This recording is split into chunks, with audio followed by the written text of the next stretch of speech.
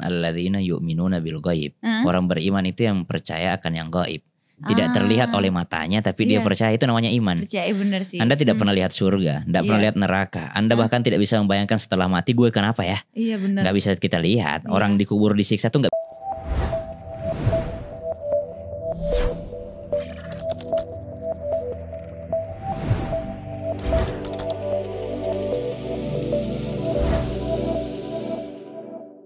Hai guys, welcome back di Bukan Bincang Biasa bersama aku Nadia Alaidrus. Dan jangan kaget kalau hari ini aku tampilannya agak beda ya, karena aku lagi bersama Assalamualaikum warahmatullahi wabarakatuh. Waalaikumsalam warahmatullahi wabarakatuh.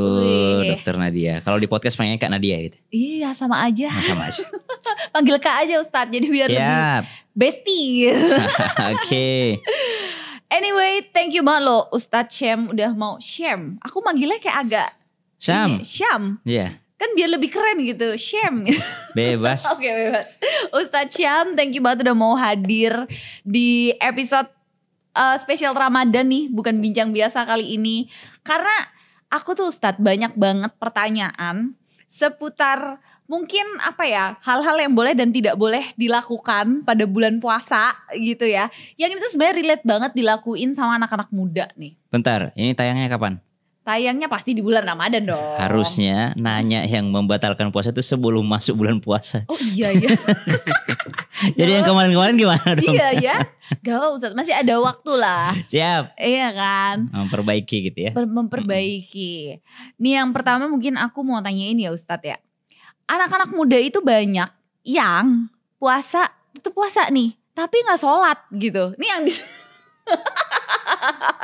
ini marahin nih Ustadz. Oke. Gimana tuh? Puasa kewajiban. Oke. Ya ayyuhalladzina amanu kutiba alaikumussyam. Wahai orang-orang beriman, diwajibkan atas kalian berpuasa. Sholat juga kewajiban. Waqimus sholata wa atuz zakah. Cuma ada beda kedudukan dia. Okay. Sholat itu lebih utama karena dia yang menjadi tolak ukur pertama. Awwalu ma yuhasab, yang pertama dihisab nanti di hari kiamat ya passwordnya sholat itu. Jadi memang pembeda antara yang beriman dengan yang tidak beriman sholatnya. Okay. Karena kalau puasa non muslim, orang tidak beriman juga ada yang berpuasa. Yang bukan intermittent sih, maksudnya ibadahnya mereka. Ada, ya, mereka pun ada yang berpuasa, agama yang lain pun ada yang berpuasa, ibadahnya puasa. Tapi sholat ini cuma Islam doang yang punya. Iya sih. Jadi makanya identitasnya kan, identity itu adalah sholat. Tapi apakah puasanya sah meskipun dia tidak sholat? Tergantung. Dia tidak sholat karena apa? Karena nggak tahu lagi. Why? Kalau karena malas, puasanya tetap sah. Oh gitu? Yes. Tapi kalau karena meremehkan sholat, puasanya tidak ikut sah. Kenapa? Orang yang meremehkan apa yang diwajibkan sama Allah itu kafir. Oh iya. Meremehkan tuh gimana contohnya? Meremehkan, buat apa sih sholat? Ya, buat apa sih sholat? Emang sholat buat apa sih gini? Itu meremehkan tuh. Tapi kalau ada kan orang yang sholat, ya bro, entar bro. Tapi nggak sholat dia. Ini namanya orang malas doang nih. Namanya fasik, pendosa. Tapi kalau sudah yang kayak apa sih gunanya kita sholat? Sholat tuh buat apa sih? Ini udah meremehkan tuh. Udah tidak menganggap bahwa itu sholat wajib, maka dia bukan fasik lagi tapi kafir. Itu sama aja tidak percaya sama adanya Allah berarti ya. Kan tidak percaya akan perintah Allah sama dengan tidak percaya dengan Allah Subhanahu wa taala. Gitu. Dia sekadar percaya bahwa ada Tuhan tapi dia tidak menyembah Tuhan. Iya. Terus ada lagi nih, aku tuh kadang beberapa kali kan aku tuh Ustadz, walaupun puasa, aku tuh sering olahraga. Aku tuh menjalani ibadah lagi. Aku tuh menjalani olahraga pagi dan sore. Harus dong. Iya, maksudnya walaupun aku tuh lagi puasa. Nah, tapi banyak yang mokel Ustadz.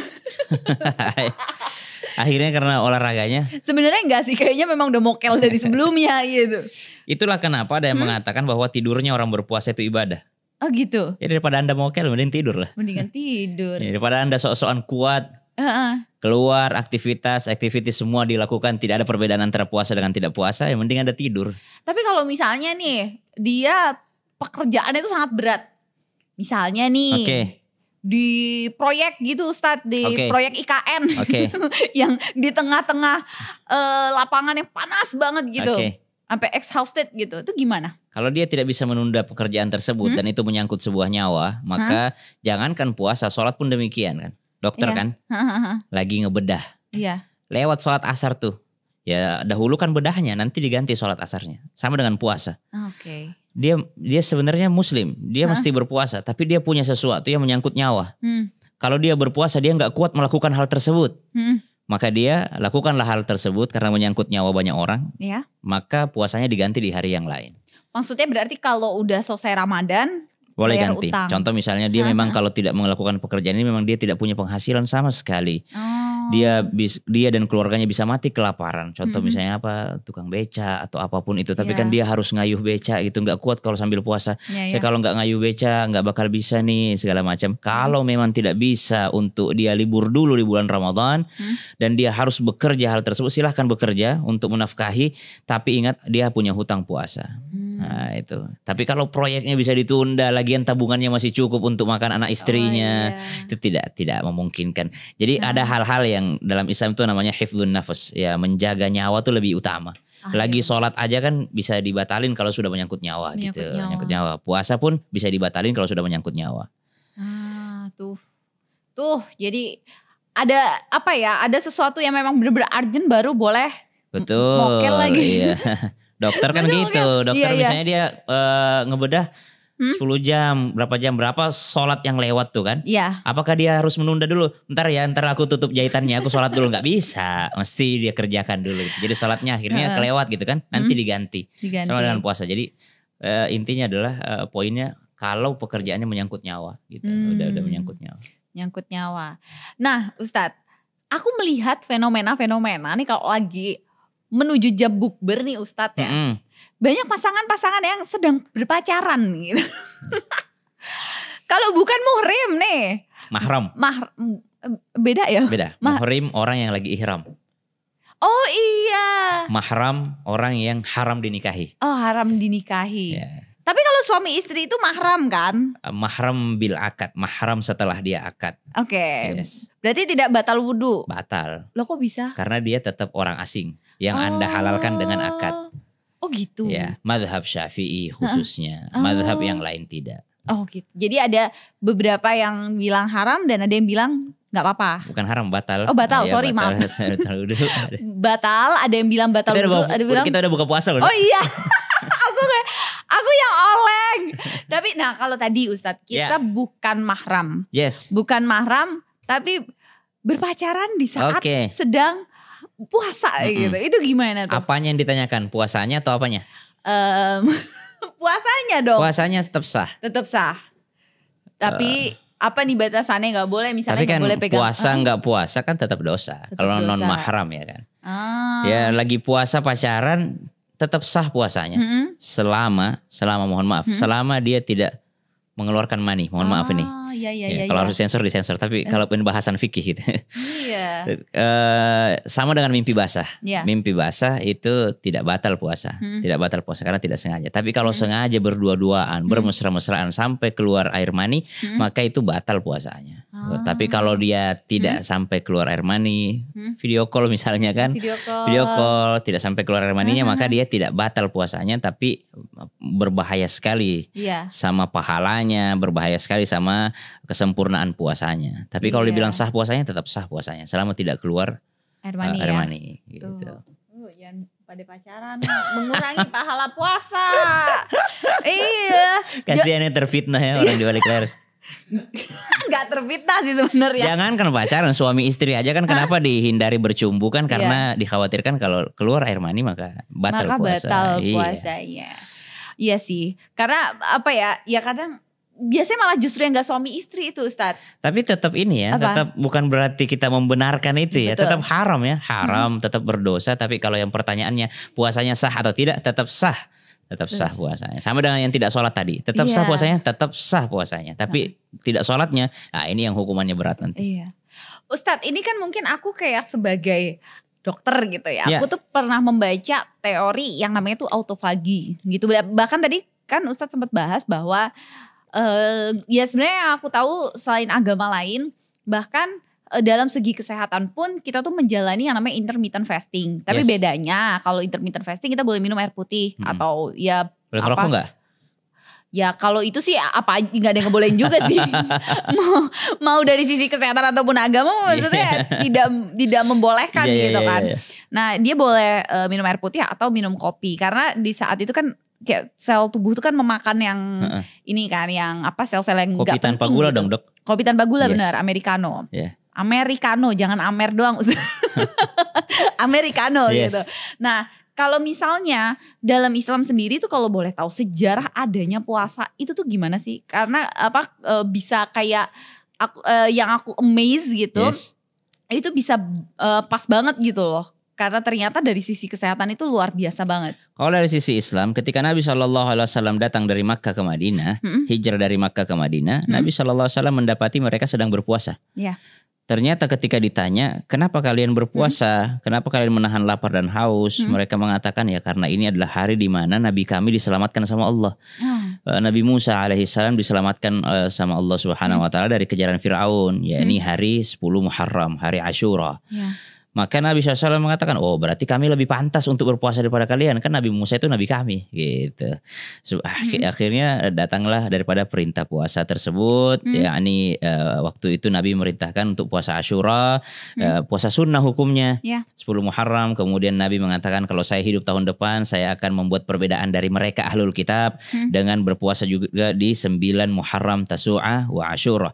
Tanggal 9 dan juga 10 Muharram. Nah itu yang disebut dengan puasa awal-awal tuh. Barulah turun nanti perintah kutiba alaikumusiyam kama kutiba alal ladzina min qablikum tattaqun ayyaman ma'dudat. Makanya disebut ayat tentang puasa itu ayyaman ma'dudat, beberapa hari saja. Ada mufassir mengatakan ayat ini bukan tentang Ramadan, tapi ayat ini tentang puasa Asyura tadi. Subhanallah. Nah, setelah itu datanglah perintah puasa Ramadan yang mana berbeda dengan puasanya mereka. Kalau puasa Ramadan turun tuh uhilla lakum lailatas siyamir rafathu ila nisaikum hunna libasul lakum wa antum libasul lahunna. Kalau udah masuk malam tuh kalian udah boleh nyentuh istri kalian, kalian udah boleh berhubungan, kalian udah boleh makan. Kalau mereka maghrib tuh buka doang sebentar, setelah itu nahan lagi. Itu yang apa tuh? Dulu Muslim seperti itu, sebelum dulu karena mengikuti ajaran yang sebelumnya. Ajaran Yahudi, Nasrani, Ahlul Kitab lah. Waktu itu kalau maghrib tuh datang mereka buka sebentar makan, setelah itu lanjut lagi. Berarti lanjut lagi, subuh begitu lagi, lanjut lagi. Berarti lebih panjang ya lebih puasanya panjang. ya. Nah, datang Islam membawakan begini loh ajaran yang sempurna. Malam tuh udah bebas. Malam tuh bebas. Nah, malam tuh yang halal udah bebas. Nanti nahannya pada saat apa? Pada saat jelas daripada benang hitam dan benang putih itu. Jadi sebenarnya Islam datang untuk menyempurnakan seluruh syariat yang ada. Bener. Karena sebenarnya kalau intermittent fasting pun juga kalau misalnya langsung 24 jam kan juga nggak boleh kan. Jadi makanya pas aku tahu, maksudnya pas aku cocokkan gitu ya. Wah ternyata sebesar itu gitu loh manfaat. Pernah dengar gak dok kalau sholat itu dulu 50 kali? Aku gak pernah dengar sih. Waktu Nabi Isra Mi'raj itu kan dapat sholat tuh 50 kali. Wow. Terus Nabi disuruh sama Nabi Musa minta keringanan jadi 45 kali, 40 kali. Akhirnya jadi 5 kali kan. 5 kali, iya. Tapi kan sebenarnya hikmahnya memang manusia itu mampunya 5 kali. Iya. Karena ada ayat la yukallifullahu nafsan illa wus'aha. Allah tidak akan memberikan kewajiban itu di luar kemampuan manusia. Iya. Ya kemampuan manusia puasanya 12 jam, 13 jam, 14 jam, 15 16 jam kalau di negara lain kan. Iya. Jadi tidak ada satupun manusia yang tidak sanggup berpuasa, tidak ada. Iya. Karena Allah yang mendesain tubuh kita dan Allah tahu Anda mampunya segini. Makanya Allah kasih waktu berbuka. Iya. Tidak bisa juga langsung seharian 24 jam, tidak bisa. Allah paling tahu kapasitas tubuh kita. Kalaupun ada yang tidak sanggup, Allah juga kasih solusinya. Apa itu? Nanti kalau udah sanggup. Bayar. Kalau tidak sanggup juga, orang yang sakit tidak bakal sembuh. Ya enggak usah pakai puasa bayarnya, pakai duit. Oh, pakai zakat. Fidyah. Ya. Oh, itu kalau misalnya lagi sakit. Kalau hamil menyusui bayar ya? Orang yang bayar fidyah itu hanya orang yang sakit yang tidak mungkin sembuh. Dan orang tua yang gak mungkin balik muda lagi kan, gak mungkin balik muda lagi kan. Iya. Cuma dua orang ini yang boleh tidak puasa dan boleh menggantinya hanya dengan fidyah. Bagi yang lain maka harus ganti dengan puasa juga. Hamil menyusui, hamil terus gak seumur hidup? Enggak sih. Enggak. Iya Menyusui terus gak seumur hidup? Yes. Enggak kan? Ya udah pas udah gak menyusui, pas udah gak hamil bayar lah. Bayar Ganti puasa. Bayar ganti puasa ya, nggak boleh bayar pakai fidyah ya. Gak bisa menurut bisa. sebagian besar jumhur. Tapi ada beberapa pendapat yang mengatakan fidyah saja. Sedikit sekali. Sedikit sekali pendapat yang mengatakan. Kita mengambil kalau mau aman, kita sebagai awam kita ngambil yang umum. Yang ulama tuh sepakat. Gitu. Toh juga ibu hamil setelah menyusui dia kan balik normal lagi, jadi bisa puasa lagi. Yes, insya Allah. Iya. Cuma gantinya itu berat ya. Berat gak sih? Berat, tapi sih kan kita bisa kapan aja, maksudnya kayak bisa Senin Kamis misalnya. Jadi kayak bisa milih gitu. Kalau Ramadan kan kita harus sebulan full gitu. Kalau lagi pakai abaya pinter. Iya. The effect of abaya. Anyway Ustadz, aku mau nanya, ada kemarin itu video yang viral ya. Mungkin ini agak sedikit di luar topik seputar puasa ya. Kemarin itu ada video yang viral tentang perempuan-perempuan Ustadz yang dia itu kalau gak salah kayak lagi hadroh gitu loh. Dan dia tuh joget-joget. Ustadz lihat gak sih videonya? Iya. Nah itu kalau menurut Ustadz tuh gimana itu? Karena itu dicontohin Ustadz jogetnya kayak gitu. Gimana? Gitu, iya kayak gitu.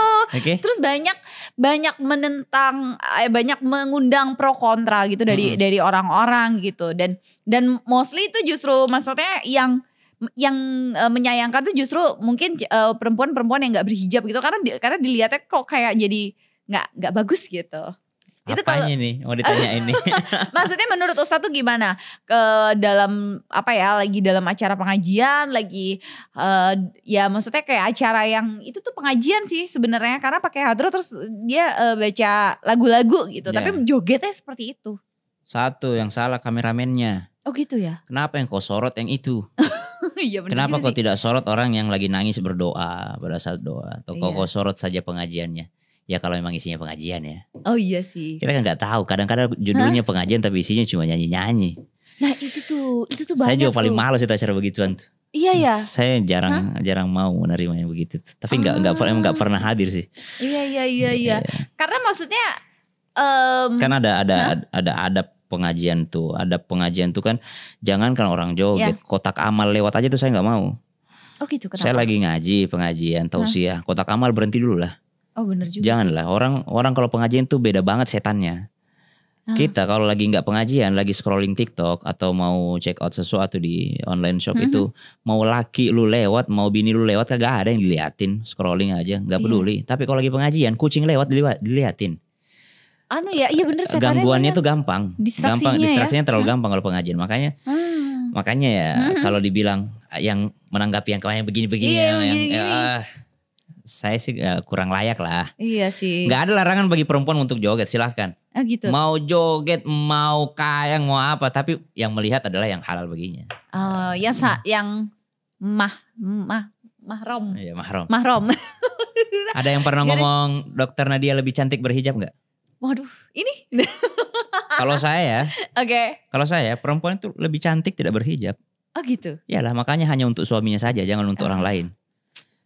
Bener tuh Nat. Jadi bohong itu orang kalau mengatakan lebih cantik berhijab, bohong. Karena hijab itu untuk menutupi kecantikan Anda. Oh gitu. Wah itu dia Ustadz godaannya. Gimana nih Ustadz supaya mungkin ini petuah juga nih, supaya perempuan-perempuan yang belum berhijab itu dia lebih kemauannya jadi lebih besar gitu untuk berhijab, termasuk saya nih. Siap. Kira-kira apa pemicunya kalau Dokter Nadia kira-kira? Saya balikin dulu. Jujur ya, jujur banget ini. Iya. Gitu. Sometimes aku itu merasa mungkin laki-laki gitu, ya mungkin dulu pacar gitu atau suami gitu. Mereka akan lebih interest atau dia lebih tertarik ketika melihat perempuan yang gak berhijab. Oke, jelas. Ya terus kan jadi dalam hati perasaannya kayak ya ngapain gitu kalau aku berhijab gitu, karena toh dia akan lebih tertarik dengan perempuan-perempuan yang gak berhijab, apalagi pakai baju seksi gitu kayak mata tuh langsung set gitu. Siap. Iya kan Ustadz? Betul. Nah itu gimana Ustadz? Makanya perintahnya dua, menutup aurat dan menundukkan pandangan, kerjasama lah. Kerjasama. Ya makanya seorang perempuan itu mestinya cerdasnya dia ngomong kepada suaminya, karena saya sudah menutup aurat, tolonglah kau tutup juga pandanganmu kepada yang lainnya. Kayak gitu, subhanallah. Berarti walaupun juga, ya memang ya di luar ya, pastilah. Iya di sosmed apalagi. Kita hidup di dunia yang mana kalau nggak di Zoom tuh mubazir kayaknya. Kalau nggak di pause dulu tuh. Iya lagi. Nah itu kan maksudnya kayak ngerasa godaannya kan besar banget. Makanya kan di kita zaman disuruh sekarang. nundukin pandangan sebenarnya. Kata Nabi kalau kau melihat sesuatu di luar yang menarik perhatianmu, pulanglah ke rumahmu. Karena yang di rumah juga punya yang apa yang dia punya. Iya benar juga. Masalahnya kita di luar ngelihat yang seksi, Iya. cantik, berdandan. Pulang ke rumah lihat yang kalau di luar cantik, tapi kalau pulang ke rumah pakai daster bolong. Oh, iya. Tapi aku gak pakai daster bolong sih. Apa? Cuman maksudnya kebanyakan begitu. Betul, Oh. kalau keluar tuh dandannya lama segala macam. Tapi kalau udah di rumah dia tidak memberikan apa yang dilihat oleh suaminya di luar sana. Jadi makanya kenapa justru dianjurkan kalau perempuan itu di rumah itu berdandan. Betul. Pernah lihat gak sih? Tapi ada kontennya baru-baru aku lihat. Aku sharing aja nih. Itu bagus juga loh perempuan tuh bikin konten. Dia nulis gini. Perbaikilah isi kepalamu. Karena isi kepala itu berbeda-beda. Iya. Kalau isi celana itu aja. Iya benar lagi. Bener. Potong aja nih kalau nggak bagus. Karena kalau isi yang lain, isi pakaian tuh itu aja. Itu tapi kalau aja. isi kepala tuh bisa memikat, menarik gitu. Jadi makanya perempuan tuh harus terlihat smart juga ya. Jangan karena tapi itu kayak kalau nggak salah Jerome Pauline, seorang Jerome Pauline aja pernah ngomong kayak gitu. Oh iya. Saya nggak tahu siapa kutipan siapa, pokoknya saya pernah lihat tulisan itu. Iya. Kalau Laila Majnun kan bilangnya begini, waktu dipanggil si Laila itu kan, apa sih yang membuatmu juga jatuh cinta kepada Qais? Padahal, mohon maaf, kebalik. Kata raja tuh dipanggil Laila. Laila dipanggil ke istana, kata raja. Apa yang membuat Majnun tuh sampai disebut gila karena perempuan ini? Pas dipanggil, kok gak cantik? Kok B aja perempuan ini? Kata si Laila, wahai raja, karena sesungguhnya engkau melihatku bukan dengan matanya Qais. Kalau kau ingin melihat keindahanku, maka lihatlah aku dengan matanya Qais. Karena sesungguhnya bukan kecantikan yang membuatmu menjadi cinta, tapi cintalah yang membuat semuanya menjadi indah.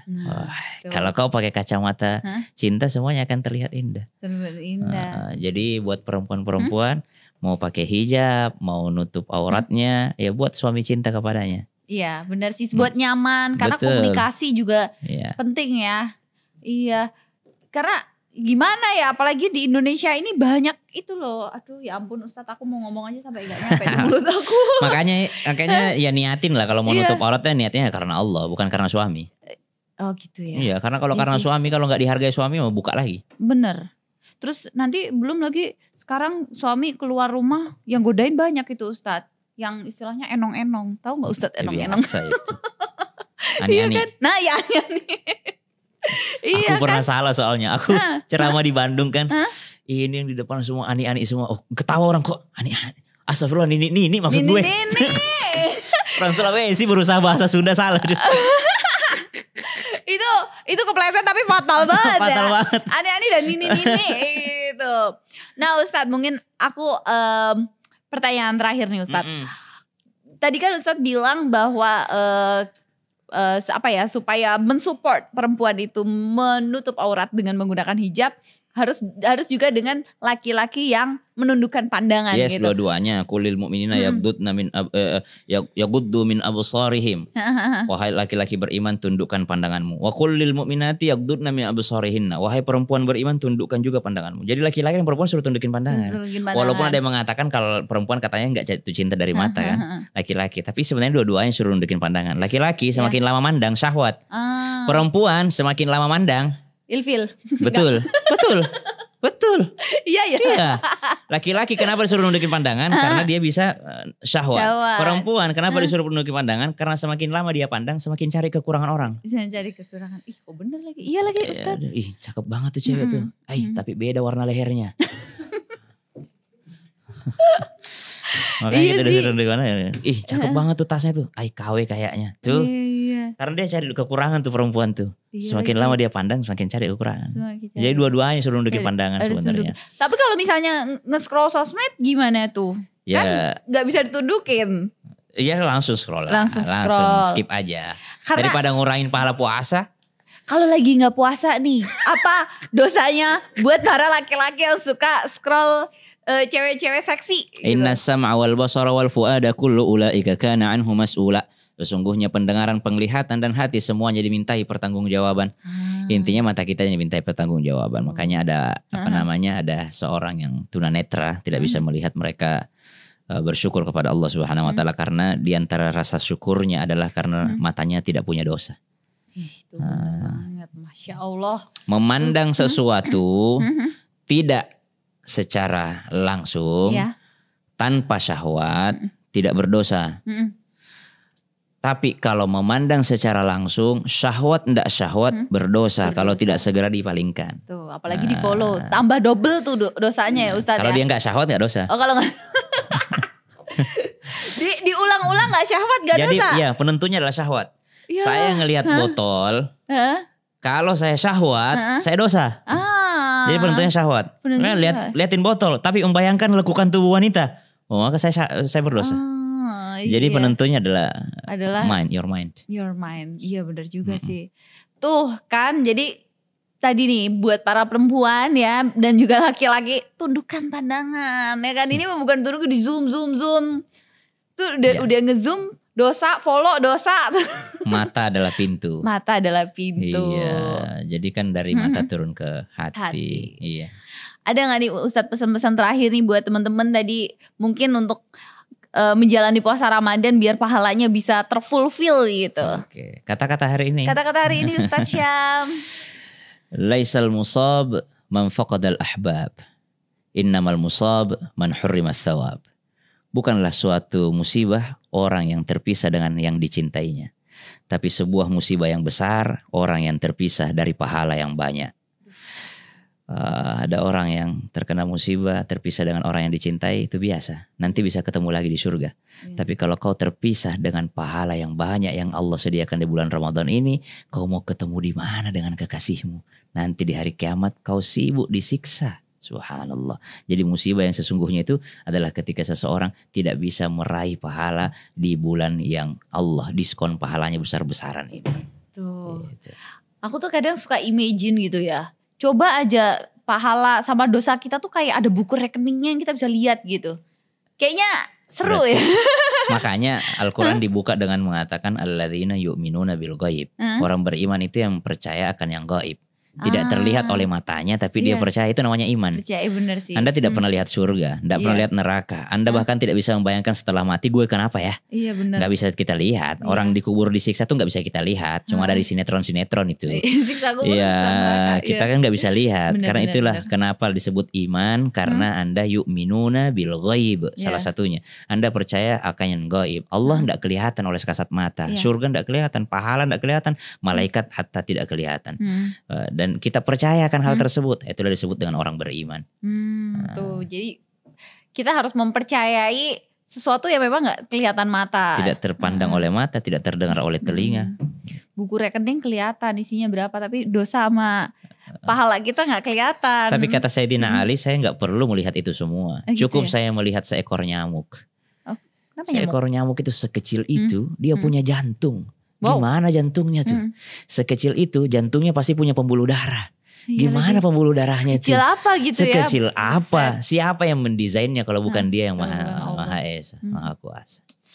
Aduh, Masya Allah, subhanallah sekali ya. Episode kali ini penuh dengan apa ya? Karena aku mau membahas banyak hal-hal yang relate ya kan. Dan itu tuh kayak ada yang diisi kepala aku semua gitu loh Ustadz. Dari yang kemarin puasa aku lihat banyak yang mokel, puasa tetap pasangan pada pacaran, dan yang kemarin terakhir viral tuh yang joget begitu lagi pengajian nih, kataku buset dah. Udah pantas lah. Iya benar. Mudah-mudahan next gak ada lagi tuh pengajian-pengajian yang jogetnya begitu ya, cukup. Gak ada lagi pengajian yang tidak diatur dengan baik oleh panitianya. Betul. Tempat laki-laki, tempat wanita dipisahkan. Yang sebenarnya berbahaya untuk akidah dihilangkan. Jadi memang benar-benar kita pengajian murni gitu. Kalau memang mau cari hiburan, ya hiburannya sesuatu yang tidak menyalahi syariat. Iya, benar. Benar sekali.